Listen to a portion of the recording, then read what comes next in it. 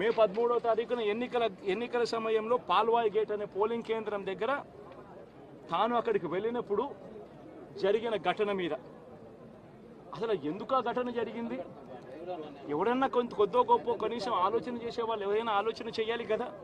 అక్కడ ఉన్న ఎస్సీలను, ఆ గ్రామంలో ఉన్న సామాజిక వర్గం వాళ్ళు గ్రామంలో ఉన్న బూతులు లేకపోయి ఓట్లు వేసే పరిస్థితి లేకుండా ఉన్నప్పుడు ఎమ్మెల్యే అక్కడికి ఆ గ్రామానికి వెళ్ళినప్పుడు ఎమ్మెల్యే ఆ పరిస్థితిని చూసి ఎస్పీకి 4 సార్లు 5 సార్లు 10 సార్లు ఫోన్ చేసినా కూడా ఎస్పీ రాని పరిస్థితిలో ఉన్నప్పుడు, కనీసం సిఐని ఎస్ఐని కూడా పంపించిన పరిస్థితిలో ఉన్నప్పుడు, అటువంటి బూత్లో, సెన్సిటివ్ బూత్లో కేవలం ఒకే ఒక్క హోంగార్డును పెట్టి బూతులు నడుపుతా ఉన్నారు.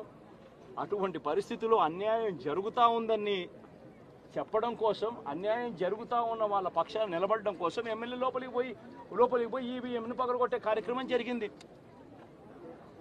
ఎందుకు ఈవీఎంలో నిజంగానే ఎమ్మెల్యేనే రిగ్గింగ్ చేసుకుంటా ఉంటే, ఎమ్మెల్యేకి అక్కడ నిజంగానే ఎమ్మెల్యే పరిస్థితి అంత బాగుండింటే ఎందుకు ఎమ్మెల్యే ఈవీఎం పగలగొడతాడు?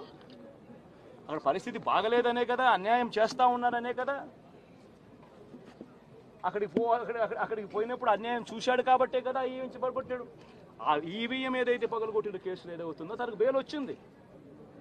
ఈరోజు తాను బెయిల్ అక్కడ లోపల ఉన్నది ఈవీఎం పగలగొట్టిన కేసులో కాదు, తను లోపల ఉన్నది ఈవీఎం పగలగొట్టిన కేసులో. అన్యాయం జరిగింది అని చెప్పి, అన్యాయం జరుగుతూ ఉన్న పరిస్థితిలో ఎమ్మెల్యే అక్కడికి పోయి అడ్డుకునే కార్యక్రమంలో జరిగింది అని చెప్పి కోర్టులు కూడా గుర్తించాయి కాబట్టి తనకు బెయిల్ వచ్చింది.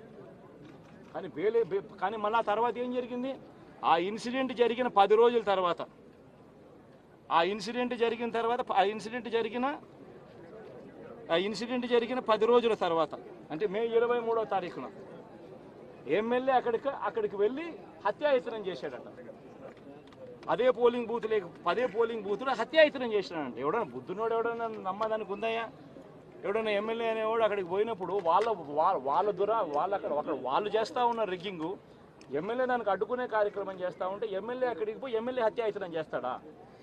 చెప్పడానికైనా హద్దు పొద్దు ఉండాలి కదా. 10 రోజుల తర్వాత ఎమ్మెల్యే హత్యాయత్నం చేశాడని చెప్పి కేసు పెడతారు 10 రోజుల తర్వాత.